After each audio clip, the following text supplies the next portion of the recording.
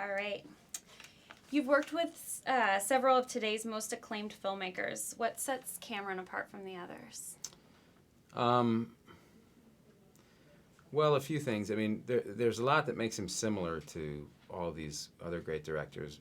The most important thing being that every great director that I've worked with is very open to the suggestions of their crew and their cast. They all understand that it's basically a benevolent dictatorship, and so while they have an idea and a plan for how things will go, they're open to a better idea at any given moment coming from anywhere. And their ego isn't involved in that way. It's not threatened by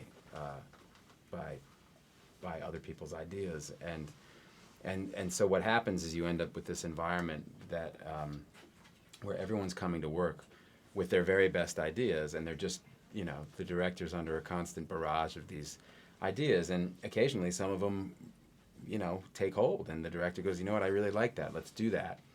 And as a result, the environment's really electric because people feel like they might contribute a big part, not just their, might not just push the dolly today, it might actually have an idea for a line of dialogue or, for a moment, and so that makes the atmosphere really fun to work in. But he's got his own, obviously he's a writer, director, and so he's got a very unique voice, and he's got a very unique kind of gift that he wants to give a movie-going audience. And in this case, he said he saw it as a piece of joy. He saw this movie as a piece of joy, and that's what he wanted to give. And he said, I think this is a good time to put that out into the world. And so we all felt like we were there, assembled to help him, put that piece of joy out into the world, which was cool. And then just on a kind of a technical level, he does stuff like he plays music during takes and while you're shooting. And I've never seen anybody do that, and it was really helpful. And all the actors talked about it. We'd never seen that done before, and it was a really, I think something about music, it kind of goes right to your emotions, and it kind of circumnavigates the rational part of your brain, and it kind of goes right to your heart, and that was really helpful in some of the more emotional scenes. Great. How important is it to you to have a film you've worked on earn the No Animals Were Harmed in credit certification? Every movie should have that at the end of it. I hope every movie I've ever done has that at the end of it.